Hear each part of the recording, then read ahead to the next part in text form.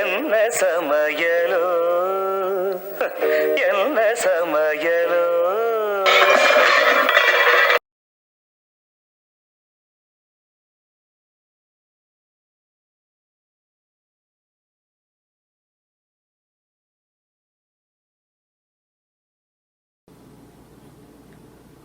மோர் குழம்பு பண்ணலாம். அதுக்கு 1 கப்பு தயிர், அதில் 1/2 ஸ்பூன் உப்பு, 1/2 ஸ்பூன் மஞ்சள் போட்டு சிலுப்பி தனியாக எடுத்து வச்சிடலாம்.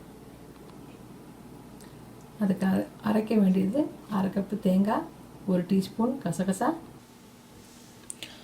1 ஸ்பூன் கடலைப்பருப்பு, 1/2 ஸ்பூன் துவரம்பருப்பு, 1 ஸ்பூன் ஜீரகம், 4 இல்லை 5 கருவேப்பிலை, காரத்துக்கு ஒரு 5 இல்லை 6 பச்சை மிளகாய். உங்களுக்கு காரம் எவ்வளோ வேணுமோ அது தகுந்த மாதிரி கொஞ்சம் போட்டுக்கோங்க. 1 இன்ச்சு இஞ்சி, அப்புறம் துளி ஒரு 1/4 ஸ்பூன் வெந்தயப்பொடி.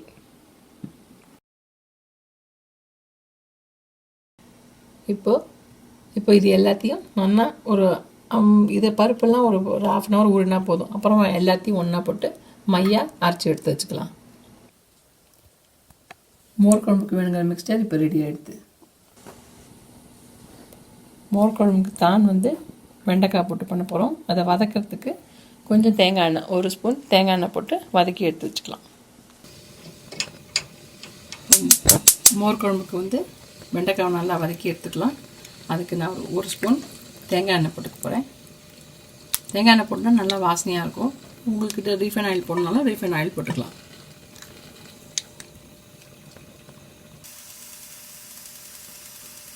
இப்போ தேங்காய் எண்ணெய் நல்லா காஞ்சிட்டு இதில் வெண்டைக்காவை போட்டுடலாம்.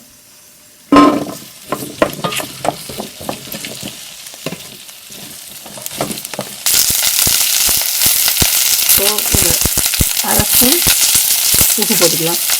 கொஞ்சம் இதை வதங்கிறதுக்கு ஒரு 5 நிமிஷம் விடலாம் கொஞ்சம் நேரம். இப்போ வெண்டைக்காய் கொஞ்சம் வதங்கிருக்கான்னு பார்த்துக்கலாம்.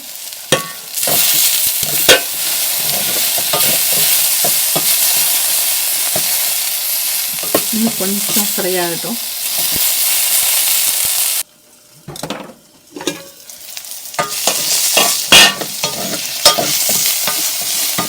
இப்போ நல்லா வதங்கிருக்கு வெண்டைக்காய்.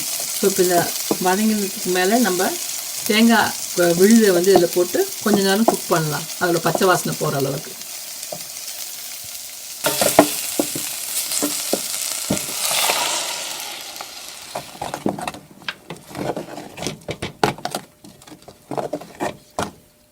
இந்த மிக்சர் கொஞ்சம் நேரம் கொதிக்கட்டும். ஒரு 2லேருந்து 3 நிமிஷம் லைட்டாக கொதிச்சா போதும். அடுப்பு சிம்மிலேயே இருக்கட்டும். நல்லா மிக்ஸ்அப் ஆகிடுது. ஸோ இப்போ இதில் நம்ம இந்த தயிரை குத்திடலாம். அடுப்பு சின்னதில் இருக்கட்டும், ரொம்ப கொதிச்சிடக்கூடாது. ரொம்ப கொதிச்சதுன்னா திரிஞ்சு போயிடும். தயிரை அதோட ஆட் பண்ணிடலாம்.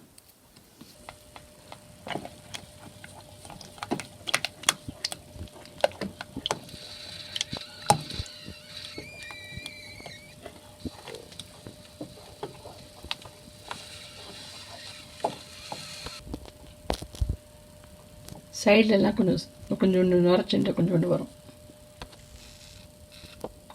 ஒரு 2லேருந்து 3 நிமிஷம் அடுப்பில் இருந்தால் போதும். அதோடு அவ்வளோதான். அப்புறம் ஆஃப் பண்ணிடலாம். மோர் குழம்பு தாளிக்கிறதுக்கு ஒரு 1 ஸ்பூன் தேங்காய் எண்ணெய்,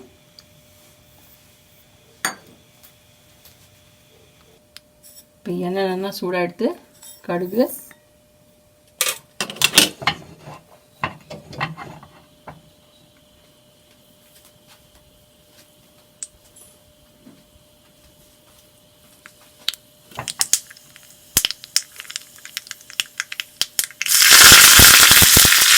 கூட